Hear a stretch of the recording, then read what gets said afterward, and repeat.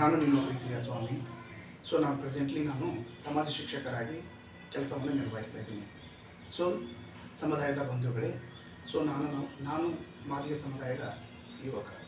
ಇವತ್ತಿನ ಈ ವಿಡಿಯೋದಲ್ಲಿ ನಾನು ನಿಮಗೆ ಏನು ತಿಳಿಸ್ಲಿಕ್ಕೆ ಹೋಗ್ತಾ ಇದ್ದೀನಿ ಅಂತಂದ್ರೆ ನಿಮ್ಮೆಲ್ಲರಿಗೂ ಗೊತ್ತಿರುವ ಹಾಗೆ ಈ ಒಳ ಮೀಸಲಾತಿಯ ಸರ್ವೆ ವಿಚಾರವಾಗಿ. ಒಳ ಮೀಸಲಾತಿಯ ಸರ್ವೆ ದಿನಾಂಕ 5/5/2025 ದೀರ್ಘವಾಗಿ ಈ ಒಳ ಮೀಸಲಾತಿಯ ಸರ್ವೆ ನಡೀತಾ. ಈ ಒಳ ಮೀಸಲಾತಿಯ ಸರ್ವೆ ಅನ್ನೋದು ಎಷ್ಟು ಇಂಪಾರ್ಟೆಂಟ್ ಅನ್ನೋದು ನಿಮ್ಮೆಲ್ಲರಿಗೂ ಗೊತ್ತಿರ್ತಕ್ಕಂಥ ವಿಚಾರ.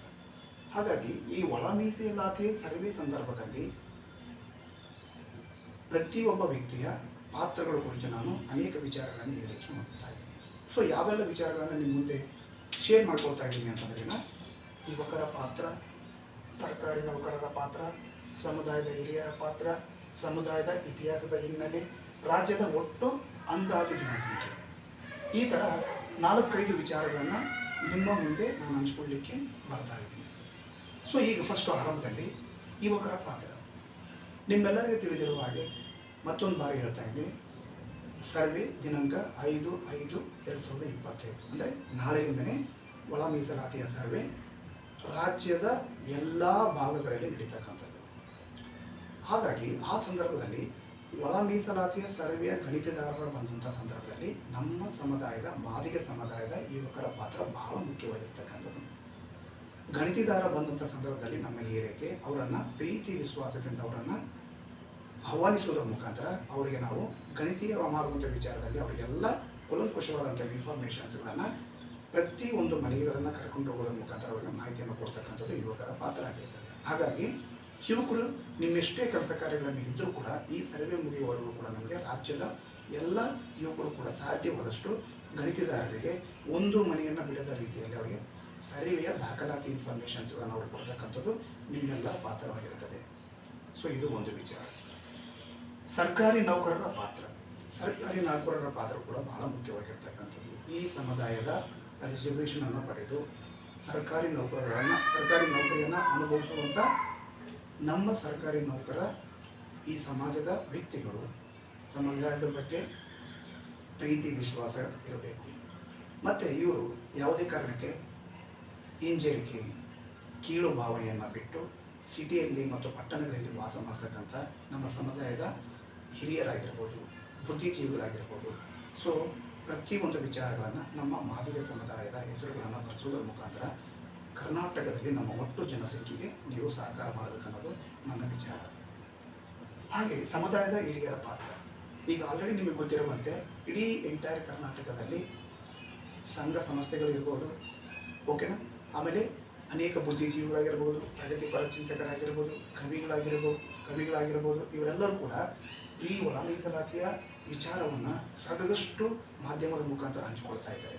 ಹಾಗಾಗಿ ಅವರು ಕೂಡ ಉತ್ತಮವಾದಂಥ ಕೆಲಸಗಳನ್ನು ಆಲ್ರೆಡಿ ಸ್ಟಾರ್ಟ್ ಮಾಡಿಬಿಟ್ಟಿದ್ದಾರೆ. ಹಾಗಾಗಿ ಸರ್ವೆ ಮಾಡ್ತಕ್ಕಂಥ ಸಂದರ್ಭದಲ್ಲಿ ಕೂಡ ಇವರ ಪಾತ್ರ ಭಾಳ ಮುಖ್ಯವಾಗಿರುತ್ತದೆ. ಪ್ರತಿಯೊಂದು ಯಾವುದಾದ್ರೂ ಕುಗ್ರಾಮಗಳಲ್ಲಿ ಆಗಿರ್ಬೋದು, ಇನ್ನೊಂದು ಗ್ರಾಮಗಳಲ್ಲಿ ಆಗಿರ್ಬೋದು, ಹೆಚ್ಚಾಗಿ ಅನಕ್ಷರಸ್ಥರಲ್ಲಿರ್ತಕ್ಕಂಥ ಊರುಗಳಲ್ಲಿ ಆಗಿರ್ಬೋದು, ಈ ಹಿರಿಯರು ಬುದ್ಧಿಜೀವಿಗಳಂತ ಅನಿಸ್ಕೊಂಡಿರ್ತಕ್ಕಂಥವ್ರು ಸಾಧ್ಯವಾದಷ್ಟು ಅಂಥ ಗ್ರಾಮಗಳಲ್ಲಿ ಹೆಚ್ಚಾಗಿ ನೀವು ಟ್ರಾವೆಲನ್ನು ಮಾಡೋದ್ರ ಮುಖಾಂತರ ಅಲ್ಲಿನ ಜನಗಳಿಗೆ ಈ ಒಳ ಮೀಸಲಾತಿ ವಿಚಾರವನ್ನು ಹಂಚ್ಕೊಳ್ಳೋದ್ರ ಮುಖಾಂತರ ಸಹಕಾರ ಮಾಡಬೇಕು. ಯಾಕೆಂದರೆ ಅಲ್ಲಿ ಒಳ ಮೀಸಲಾತಿ ಮಾಡ್ತಕ್ಕಂಥ ಗಣಿತದಾರರು ಅವರ ದಾಖಲೆಗಳಲ್ಲಿ ಬರ್ಕುವಂಥ ಸಂದರ್ಭದಲ್ಲಿ ಅನಕ್ಷರಸ್ಥರಿದ್ದಂಥ ಸಂದರ್ಭದಲ್ಲಿ ಅವರ ರೆಕಾರ್ಡ್ಸ್ಗಳನ್ನು ನೋಡಿ ಆದಿ ಕರ್ನಾಟಕ, ಆದಿ ದ್ರಾವಿಡ ಮತ್ತು ಆದಿ ಆಂಧ್ರ ಅಥವಾ ಹರಿಜನ ಈ ಥರಗಳನ್ನು ಹೆಸರುಗಳನ್ನು ನಮೂದಿಸಿಕೊಂಡು ಅವ್ರು ಏನು ಮಾಡ್ತಾರೆ ಅಂದರೆ ತಮ್ಮ ಕೆಲಸಗಳನ್ನು ಮುಗಿಸ್ಕೊಂಡು ಹೋಗುವಂಥ ಸಾಧ್ಯತೆಗಳು ಇರ್ತಾರೆ. ಹಾಗಾಗಿ ಈ ಸಮುದಾಯದ ಹಿರಿಯರು ಜಾಗೃತವಾಗಿರಬೇಕನ್ನೋದು ನನ್ನ ಒಂದು ಅಭಿಪ್ರಾಯ. ನೆಕ್ಸ್ಟು ಸಮುದಾಯದ ಇತಿಹಾಸ ಮತ್ತು ಹಿನ್ನೆಲೆಯನ್ನು ನಾವು ಗಮನಿಸಿದಾಗ ರಾಜ್ಯದಲ್ಲಿರುವಂಥ ಅನೇಕ ಸಮುದಾಯಗಳಿಗೆ ನಾವು ಕಂಪ್ಯಾರಿಸನ್ ಮಾಡಿದಾಗ ಖಂಡಿತವಾಗಿ ನಮ್ಮ ಸಮುದಾಯ ಅತ್ಯಂತ ಸರ್ವಶ್ರೇಷ್ಠ, ಅತ್ಯಂತ ಇತಿಹಾಸದ ಹಿನ್ನೆಲೆಗಳಿರ್ತಕ್ಕಂಥ ಸಮುದಾಯ. ತಮ್ಮೆಲ್ಲರಿಗೂ ಗೊತ್ತಿರ್ತಕ್ಕಂಥದ್ದು ಮಾದಿಗ ಎಂದರೆ ಮಹಾ ಪ್ಲಸ್ ಆದಿಗ ಅಂದರೆ ಅನಾದಿ ಕಾಲದಿಂದ ಭಾರತದ ಮೂಲ ನಿವಾಸಿಗಳು ಎಂದು ಅರ್ಥ. ಹಾಗಾಗಿ ನಾವು ಈ ಮಾದಿಗ ಸಮುದಾಯದ ಅತ್ಯಂತ ಇತಿಹಾಸವುಳ್ಳಿರ್ತಕ್ಕಂಥ ವ್ಯಕ್ತಿಗಳು. ನಮ್ಮ ಸಮುದಾಯದ ಅನೇಕ ಹಿರಿಯರ ಹೆಸರುಗಳನ್ನು ಹೇಳಿಕೊಂಡು ಹೋದಾಗ ಖಂಡಿತವಾಗಿ ಹೌದಾ ಇಂಥ ವ್ಯಕ್ತಿಗಳೆಲ್ಲ ನಮ್ಮ ಸಮುದಾಯದಲ್ಲಿ ಹುಟ್ಟಿದ್ದಾರೆ ಅನ್ನೋದು ಅತ್ಯಂತ ಸರ್ವಶ್ರೇಷ್ಠ. ಎಕ್ಸಾಂಪಲ್ ಹೇಳಬೇಕಾದ್ರೆ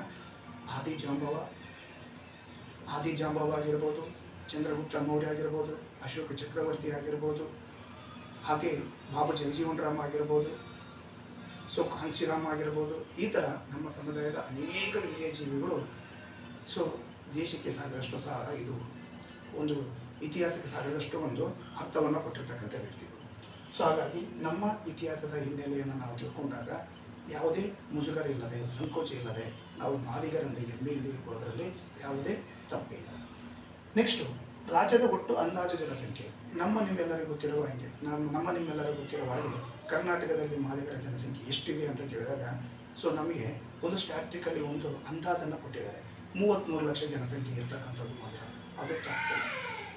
ಕರ್ನಾಟಕದ 31 ಜಿಲ್ಲೆಗಳಿಗೆ ನಾವು ಹೋದಾಗ ಪ್ರತಿ ಹಳ್ಳಿಯಿಂದ ಹಿಡ್ಕೊಂಡು ಪಟ್ಟಣ ನಗರಗಳಲ್ಲಿ ದೊಡ್ಡ ದೊಡ್ಡ ಸಿಟಿಗಳಲ್ಲಿ ಮಾದಿಗ ಸಮುದಾಯದ ಜನಸಂಖ್ಯೆ ಇಲ್ಲದೆ ಊರುಗಳಿಲ್ಲ ಬಹುತೇಕವಾಗಿ. ಹಾಗಾಗಿ ನಾವು ಈ ಒಳ ಮೀಸಲಾತಿಯ ಸರ್ವೆಯಲ್ಲಿ ನಿಖರವಾದ ಮಾಹಿತಿಯನ್ನು ನಾವು ಗಣಿತದಾರರಿಗೆ ಕೊಟ್ಟರೆ ಖಂಡಿತವಾಗಿ ಕರ್ನಾಟಕದಲ್ಲಿ ಈ 33 ಲಕ್ಷ ಅಂತ ನಾವೇನು ಹೇಳ್ತಾ ಇದ್ದೀವಲ್ಲ ಇದು ಬಹುತೇಕವಾಗಿ ತಪ್ಪಾಗಿರ್ತಕ್ಕಂಥದ್ದು.